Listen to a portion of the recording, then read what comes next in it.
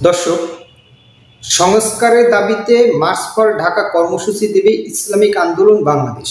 ইসলামী আন্দোলন বাংলাদেশের সিনিয়র নায়েবে আমির মুফতি সৈয়দ মোহাম্মদ ফয়জুল করিম তিনি বলেছেন, সংস্কার আগে নির্বাচন নয়, আগে সংস্কার পরে নির্বাচন।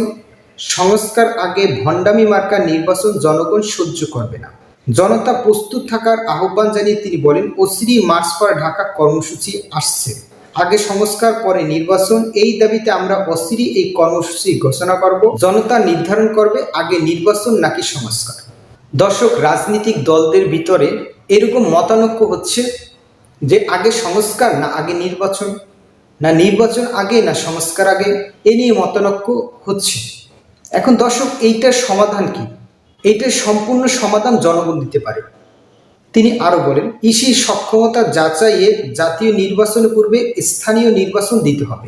দীর্ঘ 15 বছরে আমরা দেখেছি, যার ভিতরে 3টা সংসদ নির্বাচন হয়েছে ভোটারবিহীন মানুষ দ্বারা, এই সংসদ নির্বাচন হয়েছে। এখন যদি ইসি নিরপেক্ষ হয় তাহলে সংসদ নির্বাচন নিরপেক্ষ হবে, আর ইসি যদি পক্ষান্তরে হয় তাহলে সংসদ নির্বাচন পক্ষান্তরী হবে।